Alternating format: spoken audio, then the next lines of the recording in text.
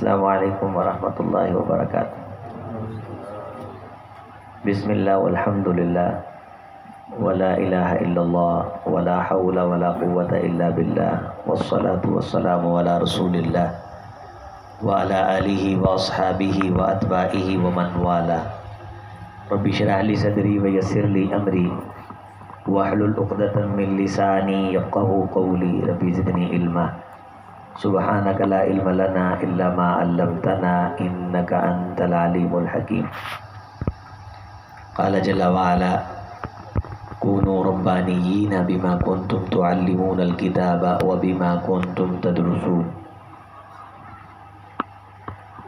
وقال النبی صلی اللہ علیہ وسلم خیرکم من قرأ القرآن وقرأ وقال علیہ الصلاۃ والسلام مثل المؤمن الذي يقرأ القرآن كالأترج ريحها طيب وطعمها طيب ومثل المنافق الذي لا يقرأ القرآن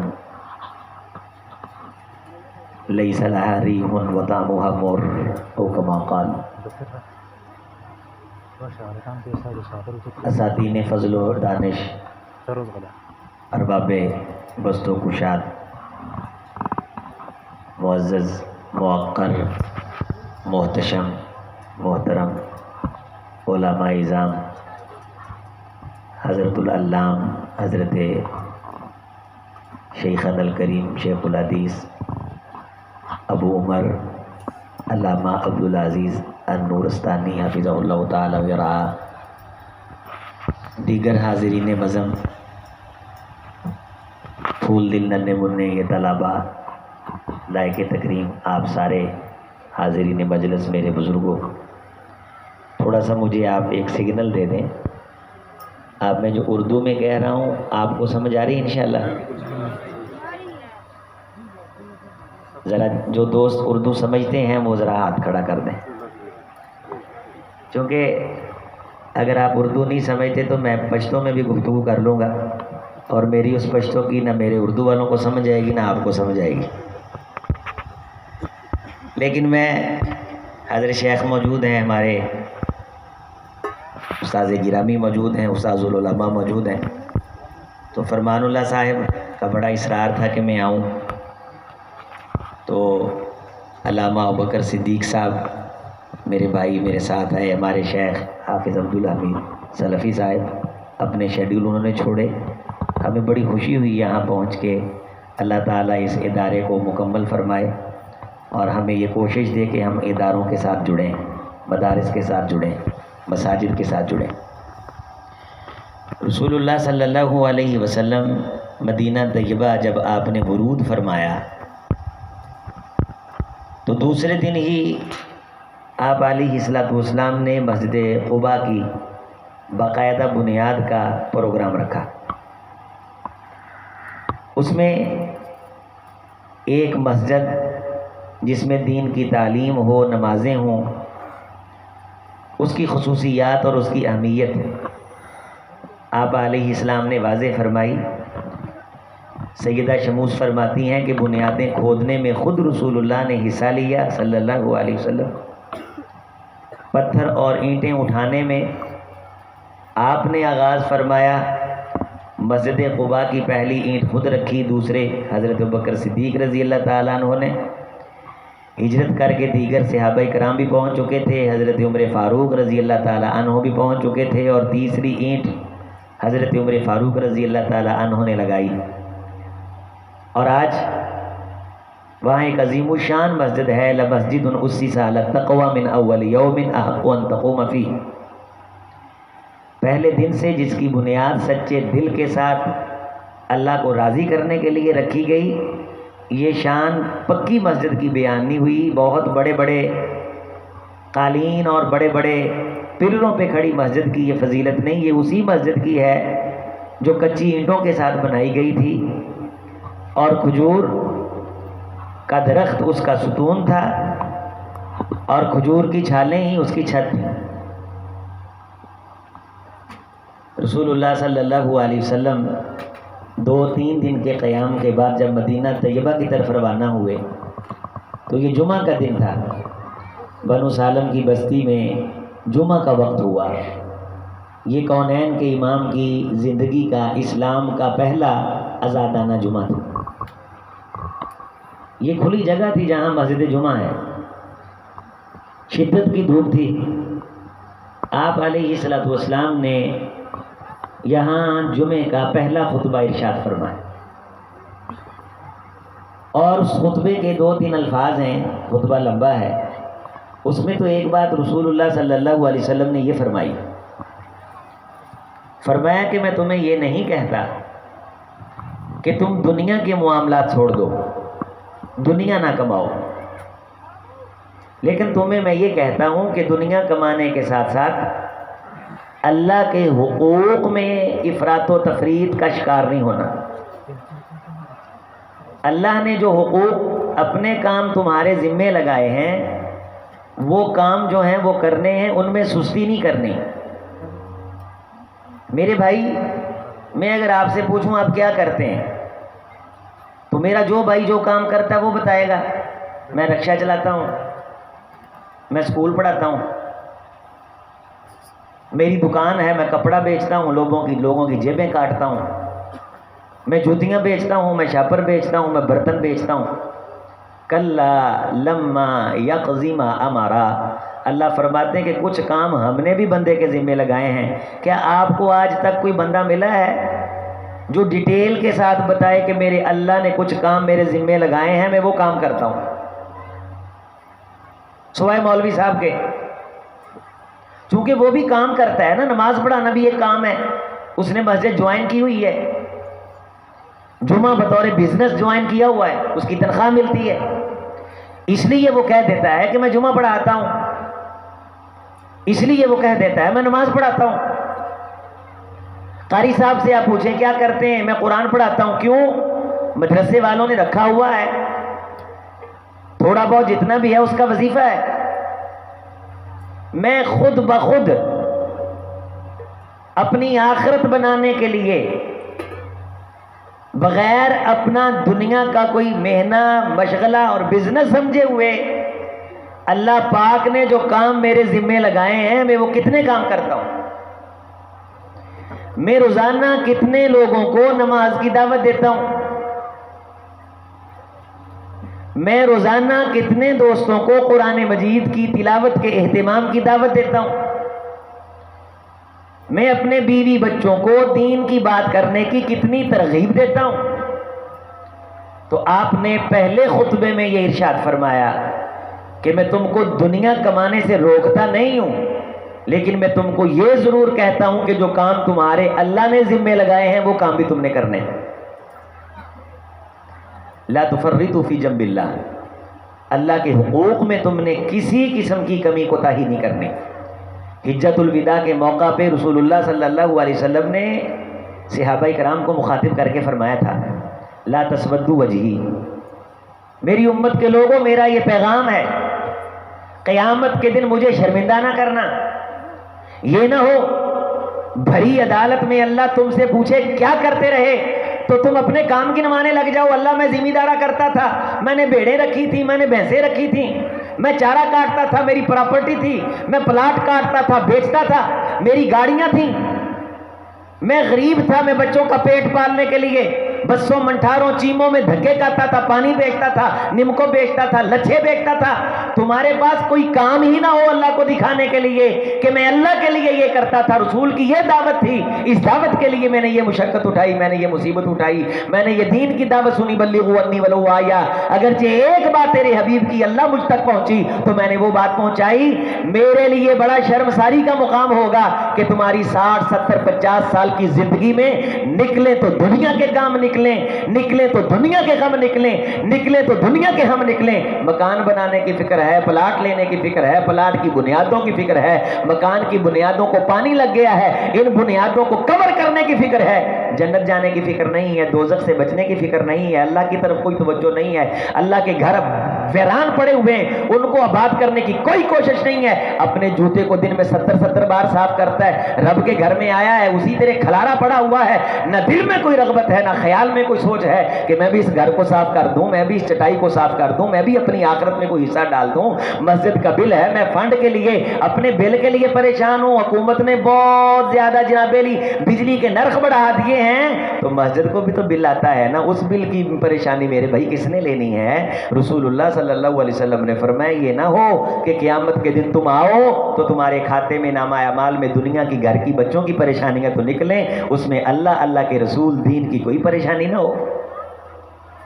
کتنے سارے لوگ ہیں، سارے میری دوست میری طرف توجہ کے ساتھ دیکھیں، آپ کی توجہ سے ہی مجھے محسوس ہوگا کہ میری بات آپ کو سمجھ آ رہی ہے۔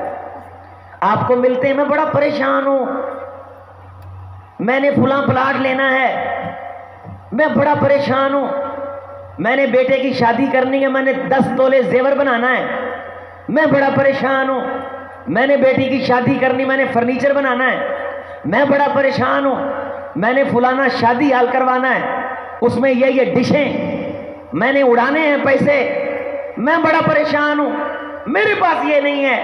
کوئی آپ کو خوش نصیب وہ بھی ملے جو اس لیے پریشان ہو کہ میری گلی میں مسجد نہیں ہے، میرے علاقے میں مدرسہ نہیں ہے، مدرسہ ہے مسجد ہے، وہاں تعلیم کا اہتمام نہیں ہے۔ میں محمد الرسول اللہ صلی اللہ علیہ وسلم بھی سکھ تو دوزخ میں جائیں ان کا بنتا ہے، ہندوؤں کا بھی بنتا ہے، غیر مسلموں کا بنتا ہے، دین سے محروم رہیں، وہ تو انہوں نے کلمہ نہیں پڑھا۔ محمد الرسول اللہ صلی اللہ علیہ وسلم کا کلمہ پڑھ کے دین نہ آتا ہو، نماز نہ آتی ہو، قرآن مجید کی کسی ایک آدھ آیت کا ترجمہ نہ آتا ہو، جس گھر میں قرآن کی تعلیم نہیں، قبرستان ہے، جس سینے میں قرآن کا کوئی حصہ نہیں، ویران جنگل ہے، برباد ہے، نہیں قرآن پڑھتا تو منافق ہے، نہ خوشبو ہے نہ مہک ہے، بد ذوق ہے، بد فطرت آدمی ہے کہ قرآن مجید جیسی اللہ تعالیٰ نے کتاب عطا فرمائی ہے۔ صحابہ کرام رسول اللہ صلی اللہ علیہ وسلم کی بارگاہ میں قطاریں بنا کے بیٹھے ہوئے ہیں، مسجد نبوی شریف میں اسطوانۃ المصحف وہی لکھ کر کے رکھی ہوئی ہے، اور اس طرح کے صفوں پہ لکھا ہوا یہ جو بچوں کے ہاتھ میں قرآن مجید پڑے ہوئے ہیں، پکڑے ہوئے ہیں، اس طرح کے خوبصورت لکھے ہوئے مصاحف نہیں ہوتے تھے، لیکن قرآن مجید پڑھنے کا شغف تھا۔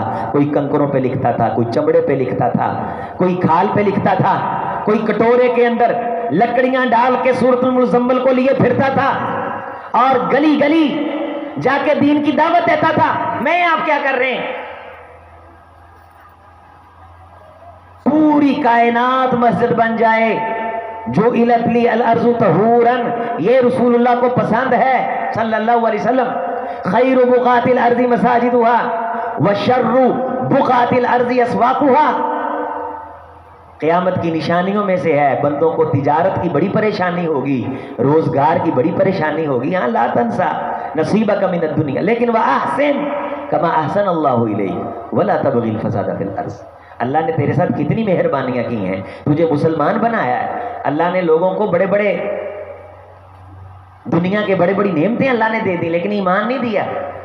کبھی سوچا کریں یہ چین کے حکمران جب آئیں گے، امریکہ کے حکمران اللہ کے بارگاہ میں آئیں گے، ایک ہم جیسا فقیر آئے گا، اور جب پورے امریکہ کی سلطنت، پورا چین اور پورے کفر اور اٹلی اور جرمنی، اتنے بڑے بڑے بر اعظموں پہ حکومتیں، اور اللہ تعالیٰ فرمائیں گے آج کی مسکین دیکھنے ہیں تو ان کو دیکھو، جنہیں اٹھا کر کے کھینچ کر کے دین کی محرومی کی بنیاد پہ دوزخ میں پھینک دیا جائے گا۔ اس وقت میرے آپ کے کلمے پڑھے کی قدر ہوگی، نماز کی قدر ہوگی، دین کے لیے کی گئی کوششوں کو سلام علیکم سلام پیش کیا جائے گا۔ طبتم فادخلوها خالدین، آج تمہیں سلام پیش کیا جا رہا ہے، تمہاری کوششوں کی قدر کی جا رہی ہے۔ سعیکم مشکورا، دین کے لیے تھوڑی بہت کوشش کرو گے، اس کی قدردانی کی جائے گی، اس کو دھتکارا نہیں جائے گا۔ ان اللہ لا یضیع ایمانکم، اللہ تمہارے دین کو، ایمان کو، تمہاری نماز کو، دین کی رتی برسٹ رگل کو، حتیٰ کہ ایک پھلوا ایک ماشا تولا رتی بھر اللہ کے رستے میں کھجور کی گٹھلی دے دیتے ہو، اتقوا النار ولو بشق تمرہ، اللہ اس کو پروان چڑھا کے احد پہاڑ سے بڑا کر دیتے ہیں۔ اللہ دین کے لیے کی گئی کوششوں کی قدر فرماتے ہیں، لیکن ہاتھ بے زور ہیں، الحاد سے دل خوگر ہیں، امتی باعث رسوائی پیغمبر ہیں، بت شکن اٹھ گئے باقی جو رہیں بتگر ہیں۔ میرے عزیز دوستو، میں مختصراً اپنے اس پیغام کو خود کو نصیحت کرتے ہوئے، آپ دوستوں کو نصیحت کرتے ہوئے، قرآن مجید میں اللہ نے ایک بات ارشاد فرمائی، وہ آیت میرے ساتھ پڑھیں، انہا، پڑھیں ذرا، انہا لإحدى الكبر نذیرا للبشر لمن شاء منکم ان یتقدم او یتأخر کل نفس بما کسبت رہینہ۔ بڑی بڑی باتیں کرتے ہو، بڑے بڑے منصوبے ہیں، بڑی بڑی گاڑیوں کے خواب دیکھتے ہو، بڑے بڑے ذہنوں میں تصورات اور خیالات سجائے ہوئے ہیں، لمبی امیدیں ہیں، یلہہم الامل یعدہم ویمنیہم لیس بامانیکم ولا امانی اہل الکتاب من یعمل سوءا یجز بہ۔ بڑی لمبی پینگیں، بڑی بڑی لمبی امیدیں، یہ کروں گا وہ کروں گا، کیا کرو گے؟ پڑھ کے جاؤں گا، یورپ جاؤں گا، یشی کروں گا، کیا کرو گے؟ بس یہ دنیا میں لے لوں گا، کیا کرو گے؟ میں الیکشن لڑوں گا، سیٹھ بنوں گا، بڑی بڑی باتیں، بڑے بڑے بول، انہا لإحدى الکبر، یہ کچھ بڑا نہیں ہے جتنا بڑا دوزخ کا عذاب ہے۔ یہ بڑی بڑی باتیں، بڑے بڑے بول، بڑا منہ کھول کے بانت بانت کی بولی بولتا ہے،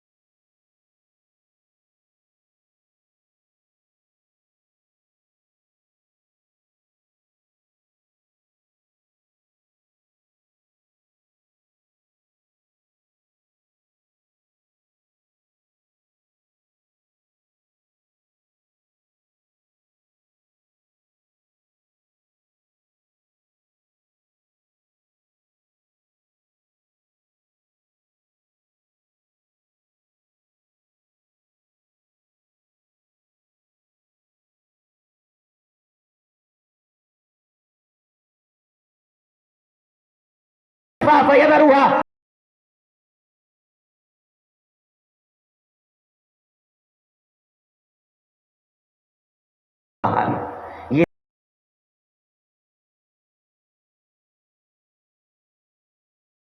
یہ بن کے اور کیوں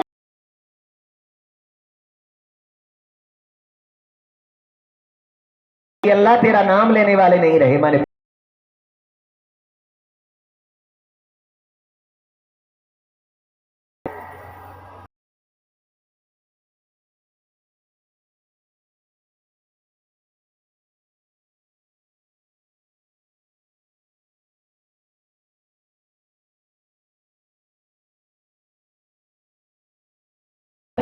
رسول اللہ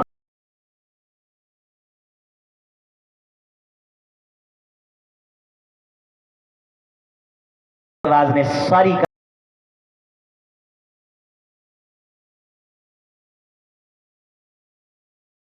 کو بربادی سے نہیں بچا سکتی.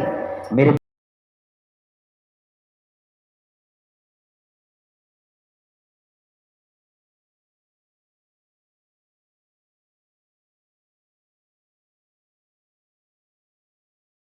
عمر بھائی ذکر کر رہے تھے یونیورسٹیوں میں الہاد پھیل گیا. ہم ساری ہو گئے.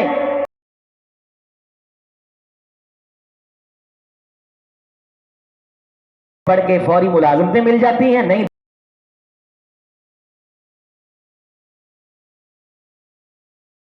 لاکھ اور مدرسے سے پھرنے والا مجھے 16 لاکھ بتائیں.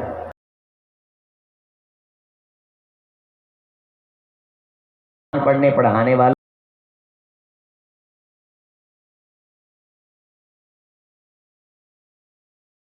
نہیں دیتا. اللہ رنگ لگاتا ہے.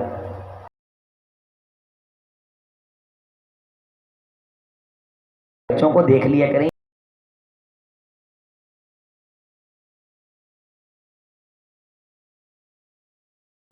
الدالو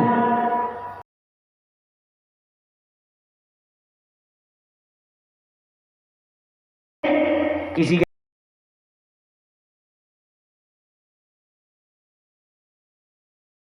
دادے کی طرف سے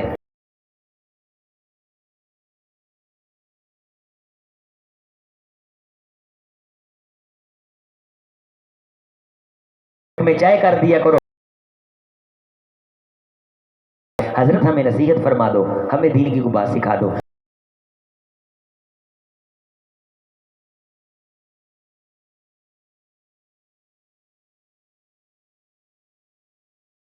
حفاظت کی ذمہ داری